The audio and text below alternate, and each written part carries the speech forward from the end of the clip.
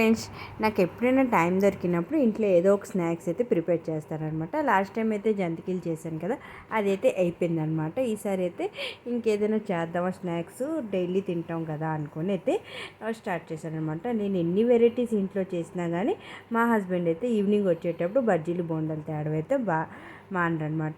వాళ్ళు తెస్తూనే ఉంటారు, నేను ఇంట్లో ఇలాగ స్నాక్స్ ఏదో ఒకటి ప్రిపేర్ చేస్తూనే ఉంటాను అనమాట. నేను మాను, ఆయన కూడా మానమాట. అయితే ఈసారి ఏంటంటే ఏం లేదు, బియ్యం పిండే ఉంది. మొన్న జంతికలు చేసాం కదా, దానికి ఇంకా బియ్యం పిండి మిగిలిపోయింది అనమాట. అయితే బియ్యం పిండితో ఏం చేస్తే బాగుంటుందని ఆలోచించి అయితే నేను పప్పు చెక్కిళ్ళు అనమాట. దీన్ని చాలామంది పప్పు చెక్కిళ్ళు అంటారు, అలాగే చిట్టి చెక్కిళ్ళు అంటారు, అలాగే అప్పాలు కూడా అంటారు, నిప్పట్లు కూడా అంటారు అనమాట.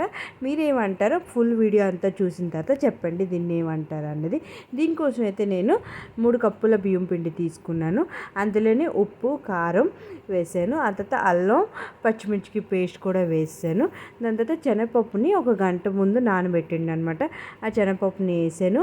అలాగే వాము, నువ్వులు అనమాట. నువ్వులు ఎక్కువ వేస్తే చాలా బాగుంటుంది దీంట్లో. వేసిన తర్వాత మొత్తం అంతా కలిపేసి కొంచెం ఆయిల్ని వేడి చేసి వేసుకున్నాను అనమాట. వేసుకున్న తర్వాత దీనికైతే గోరువెచ్చని నీళ్ళల్లో అయితే కలపాలన్నమాట. కలిపేసి ఒక పిండి ముద్దలాగా, రొట్టె పిండి ముద్దలా చేస్తాం కదా, దానికన్నా సాఫ్ట్గా అయితే కలుపుకొని పెట్టుకోవాలి. ఇదైతే ఆరకుండా ఉండడానికి ఒక తడిగొడ్డు అయితే వేసుకున్నాను.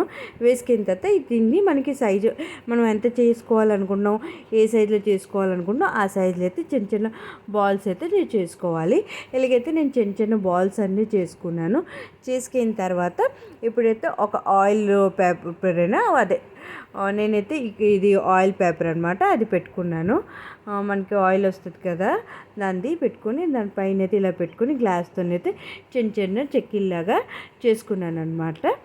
చేసుకున్న తర్వాత ఆయిల్ బాగా మరిగించుకోవాలి. మరిగించుకున్న తర్వాత ఇవైతే కొంచెం మందంగా పెట్టుకోవాలి. పెట్టుకొని అదైతే ఫ్రై చేసుకోవాలన్నమాట. బాగా ఆయిల్ హీట్ ఎక్కిపోవాలి. హీట్ ఎక్కిపోయిన తర్వాత ఫ్రై చేస్తే బాగా టేస్ట్ వస్తుంది అనమాట. ఫ్రై చేసేటప్పుడు కొంచెం మీడియం ఫ్లేమ్లో అయితే ఉంచుకోవాలి. గ్యాస్ని అయితే ఉంచుకొని ఇలాగా మనం గోల్డెన్ బ్రౌన్ వచ్చే వరకు ఫ్రై చేసుకోవాలన్నమాట. ఇదైతే చాలా క్రిస్పీగా చాలా టేస్ట్గా ఉంటుంది, బాగుంటుంది. ఇంట్లో డైలీ ఏవైనా స్నాక్స్ తినడానికి ఇష్టం ఉన్న వాళ్ళు ఇలాంటివన్నీ చేసుకోవాలి. మీరైతే దీన్ని ఏం పేరు పెడతారో కామెంట్ చేసి చెప్పండి. మీ సైడ్ అయితే మేమైతే ఇక్కడే పప్పు చెక్కిళ్ళు అయితే అంటాను. మీకు ఈ వీడియో నచ్చినట్టుంటే లైక్ చేసుకోండి.